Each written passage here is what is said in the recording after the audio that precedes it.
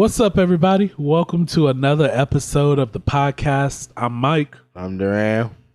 and we like to jump straight into it. So, Duran, Yo, I usually start off with a question, but today is going to be a statement.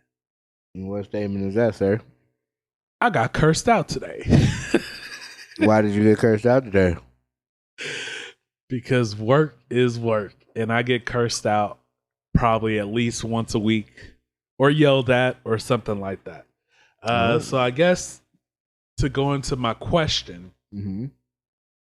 what's the craziest situation you've been in at work where you were yelled at or cursed at or had somebody extremely pissed off at you for literally nothing? Well, I recently got the cops called on me at work. Wait. You called the cops. No, they called the cops on me. Okay. But you were at work. I was at work by myself. Oh, let me hear this. Let's go. Particularly, I work in the financial world. Yeah. We both do. So a guy comes along and he tells me, "Hey, my car got stuck in this machine. Can you get it out?" And I said, "Are you a customer with us?" And he said, "No." I said, "All right. Well, what kind of card was it?" He tells me it's a Cash App card. I was like, "All right. So let me see." Ooh. So I look in between my stuff and it was a card there. And he's like, "That's it?" And I'm like, "All right. So I got some bad news for you, sir. Although you see this card back here, I can't give it to you." Immediately, he went into crybaby mode and he accused me of stealing from him. So he decided to phone the authorities. So while he's calling them, he's telling me how I'm this and I'm that, and I could just give it to him and it's not a problem. I'm not going to get in trouble. And I'm like, "Sir, I can't give you this card." So he calls the authorities. Mind you, when he called, the dispatcher was like, "This is 911. How may I help you?" Oh, He he said- called 911? Mm-hmm. Oh, shit. They said, "How can I help you?" He said, "They're stealing from me." The lady was like, "Who's stealing from you?" "The bank." And she said, she paused. And she said, "The bank? What did they take?" He was like, "They took my card away from me." She goes, Wow. "Why did they take your card away from you?" Wow. It got stuck in the machine and they won't give it back. And he's saying he can't give it to me. And she's like, "Okay." She took another pause. So in my mind, someone else is listening in on the call. Obviously her supervisor probably. And he's like, "Can you send somebody out?" And she didn't say nothing. And then she's like, "I'll send somebody." So 45 minutes later, the cops show up. So he legit wasted, this dispatcher was probably pissed off that there are people getting shot or dealing with Stabbed, heart life-threatening attacks. injuries, Mhm. and you're calling me saying that the bank stole your damn card. Yep. So they show up. They get inside of the story. They ask me. I tell them what happened. I tell them the policy. I said, "I'm just going to save us all the trouble. I'm going to phone my higher ups. They're going to tell you exactly what I just said. And we're going to go from there." And I did that. They talked to him. They tried to get some commonplace. And we're told the same thing I told the gentleman. So they told him. And everybody's now at a standstill because it's like, well, he kind of was telling you the truth. There's nothing we could do about it because it's not a crime. I didn't take it from him. So he's like, whatever. Long story short, after now we're at an hour and 30 minutes. I just gave it to him. And I said, "Had you just let me finish talking after saying 7 words, I just gave it to you." He just cut you off, overreacted, called the police. Yep. And he stood there and he tried to debate with me and I just shut it down and I made him sit there in silence. While I just did the rest of my work, just happy as could be because I knew I wasn't in the wrong. But Did that mess up the rest of your day, though? yeah, because it was like 4:30. We start shutting things down at 6.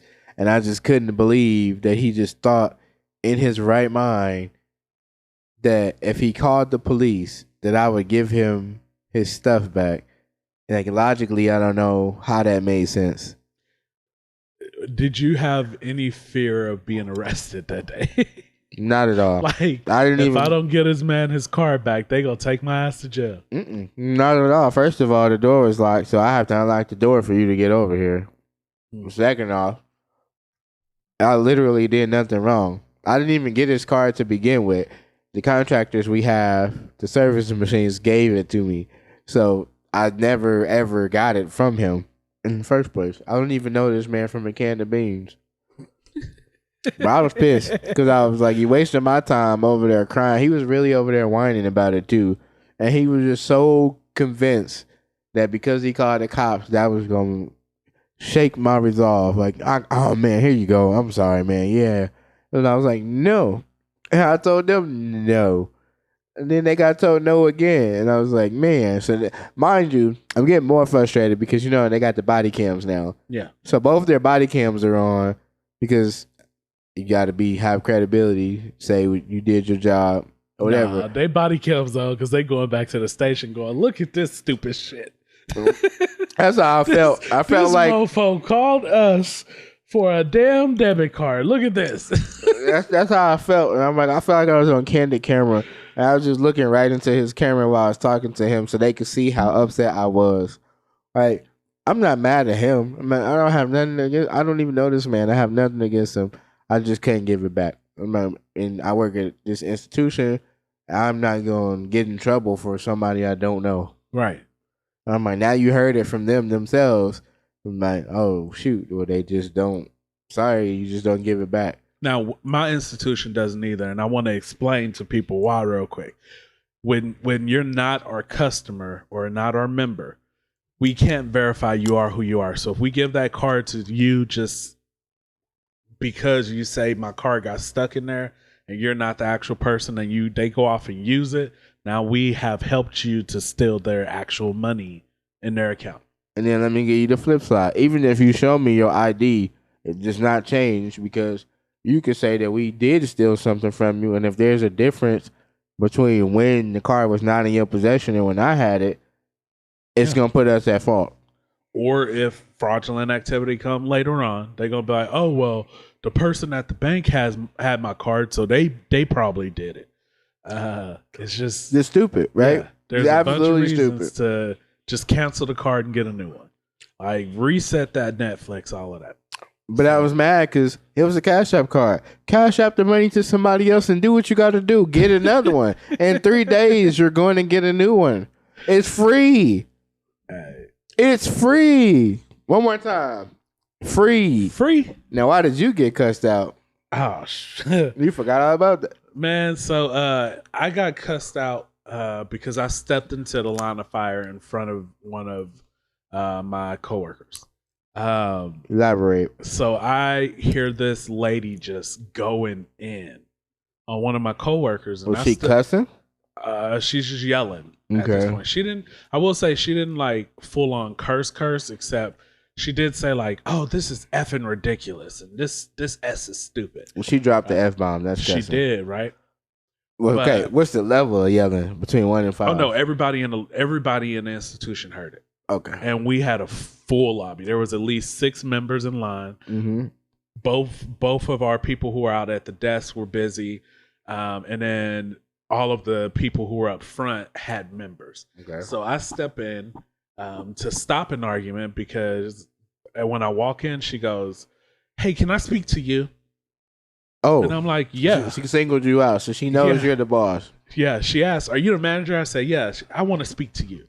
So as I walk over, she goes, she is lying to me. And she asked me for my social in front of everybody. And she wants me to yell it out in front of everybody. And coworker goes, I didn't ask you for your social in front of everybody. You could have written it down. And she goes, why do you even need my social? This is my account number right here. And then you gave me this other number and you're trying to tell me that this is what I need to use for direct deposit. And I could see the anger starting to boil on coworker's face. So I go, hey, I got this. I'll take care of this. And so she steps to the back, and I'm like, okay, how can I help you? And she goes, what is my account number? Because I was given this and I was told this is my account number, and this isn't. And I'm like, all right, which account are we talking about? She cuts me off. No, you need to answer my question. What is this number right here? And I give her the look of like 4 seconds of silence. And then I go, and I'm guilty of this even with my wife. I extend arguments when I do this. I shut off all emotion. Nothing she says will get me to react. Nothing she says will bother me. Nothing she says will upset me. It's the glasses. I will deadpan stare at her and say everything in a monotone voice. And that's exactly what I did. I go, this number is your person number. In our system, this is what all of your accounts are listed under. So if you give us this number, we'll see every account that you're on. Well, that's not what I need. What I need is my account number for my main account. And I go, which account is that? So she holds up her cell phone and goes, this account, where you can see the last 4 of the account number. So I go, okay, this is your account number for this. Well, when did that change? And I said, it's been your account number this whole time. We don't change account numbers. Then she starts going off, talking about how this lady is this and that. And I go, I understand what you're saying. This is what we're dealing with. She goes, no, you don't understand what I'm saying. Just like that. And I just give her the look again for a couple seconds. So we keep going. She's going back and forth. So then I'm now explaining everything. This is your account number. This is your routing number. You have 12 accounts, whatever. This is the account you need. Don't you hate it when you got to repeat it? Yeah, this is the account you need. But look, if you tap this, it'll show you in the app your account number and routing number.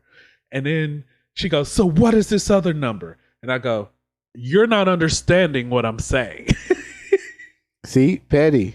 And you know what? I did get a little petty think there, that right? you learned that technique in high school. We all did. This is the same exact thing I did. Exact same thing you said, right? And she goes, what? And I said, you're not understanding what I'm saying. You asked me for your account number and routing number. I gave you your account number and routing number.